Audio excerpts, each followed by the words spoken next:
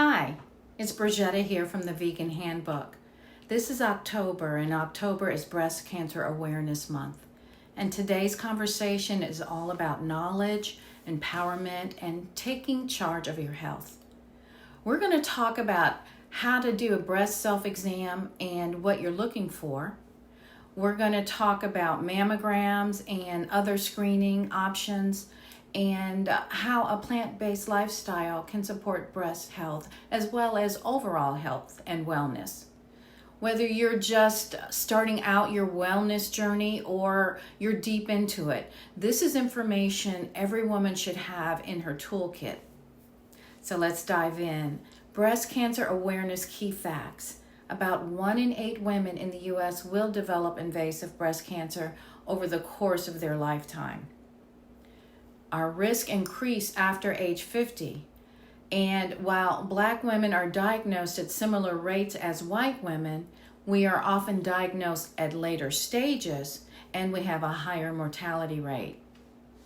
There are many factors that we can't control, like age, genetics, family history, but there are so many powerful things that we do control. And that starts with knowing your body, nourishing it daily through lifestyle choices. So let's talk about self-examinations, knowing what is your normal.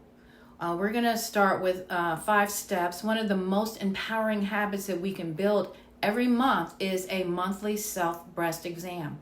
For those who are still having a menstrual cycle, the best time to do this exam is after your cycle ends, when your breast tissue is less tender. And for postmenopausal women, just pick a date each month, the first of the month, payday, whatever works for you. Just pick the same date so it becomes a part of your routine. And there are 5 simple steps to guide you through a self-exam. So step number 1, you're going to take off your bra and stand in front of a mirror with your shoulders straight and your hands on your hips. You're looking at your breasts and you're looking for unusual size, shape, color changes, dimpling, puckering, or bulging of the skin, a nipple that has changed positions or become inverted, redness, soreness, rash, swelling. If you notice anything unusual, don't panic. Just make a note of what it is and then follow up with your healthcare provider immediately. Step 2, you're going to raise your arms and you're looking again in the mirror with your arms overhead. And you're checking for the same changes. Sometimes things look different at different angles. Step 3, you're going to check for fluid. So that means gently squeezing the nipple, and you're looking for any kind of discharge. It could be watery, milky, yellow, bloody. Whatever it is, you're going to report the discharge to your doctor. Step 4, you're going to do lying down on your back with a pillow under your right shoulder, and you're going to use your left hand to examine your right breast. And you're going to use the pads of your 3 fingers, and you're using a smooth circular motion. You want to cover the entire breast from the collarbone to the top of the abdomen and from the armpit to the cleavage. And you can use 3 pressures: a light pressure for the tissue closest to the skin, medium pressure for deeper tissue, and then a firm pressure for the tissue that's closest to your ribs. And then you're going to repeat on the other side with the opposite hand. Another thing to do is to stand in the shower and do that self-exam because a lot of women find that it's easier to find any kind of abnormality when they're wet, when their body is wet, and you're going to check the same areas. And the goal with the self-exams is so that you can notice any changes, anything that's different. You are the first line of awareness for your body. You can find a step-by-step guide of self-exam at breastcancer.org. So let's talk about screening, because mammograms aren't the only tool that you can use. Every woman deserves to know her options and to make informed decisions with her healthcare team. So mammograms, they are the standard, the industry standard. Mammograms are the most common screening tool. They detect tumors or calcifications early, sometimes years before you can actually feel that with a self-exam. They are widely available and typically covered by insurance, starting at ages 40. but there are a few considerations. They can be uncomfortable, a little awkward. They're not painful.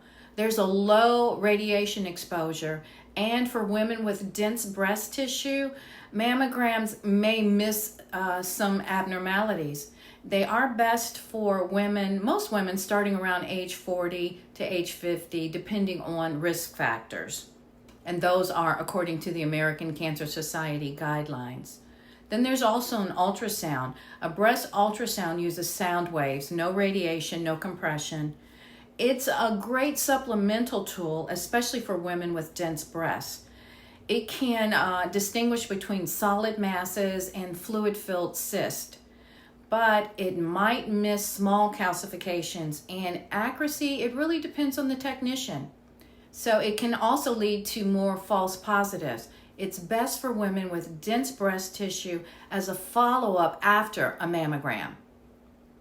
Then there's an MRI, magnetic resonance imaging. The MRI is the most sensitive imaging tool. It can catch cancers that mammograms and ultrasounds might miss. There's no radiation, just magnetic fields and contrast dye. It is more expensive and sometimes not covered by insurance for a woman who's of average risk.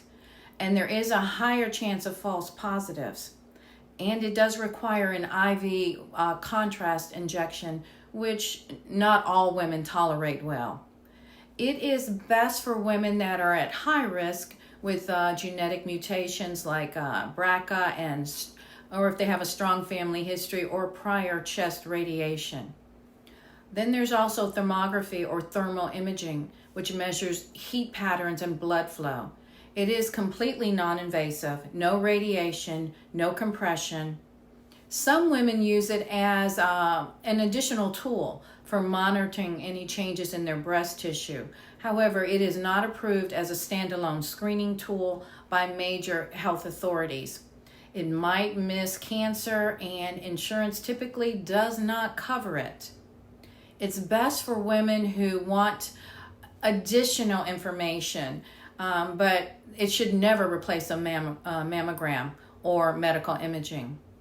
And really, there's just no one-size-fits-all answer. The right screening strategy depends on you, your age, breast density, family history, and your comfort level. So at this point, your job is to know your options, to ask questions, and choose what aligns with your health goals. It's important that you advocate for yourself. A whole food plant-based diet lifestyle supports breast health by delivering antioxidants and phytonutrients that fight inflammation.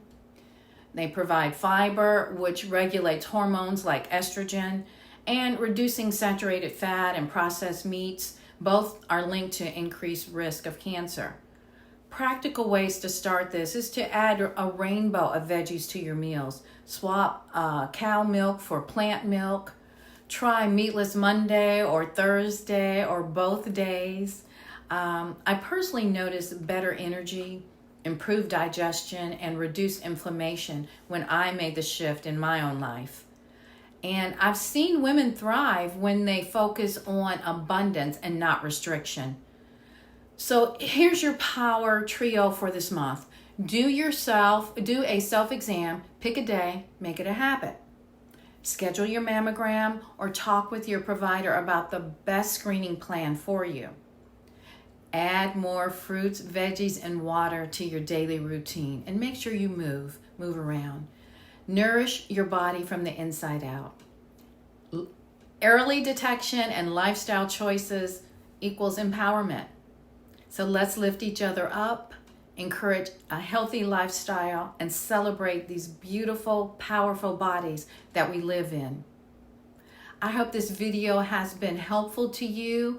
Please give it a like and share it with your squad, and subscribe for more plant-powered wellness. And if you want more information in converting to or sustaining a plant-based lifestyle, then join the Vegan Handbook community at www.skool.com. Again, I'm Brigetta Newman from the Vegan Handbook, and as always, eat well, live well, be well. I'll see you next time.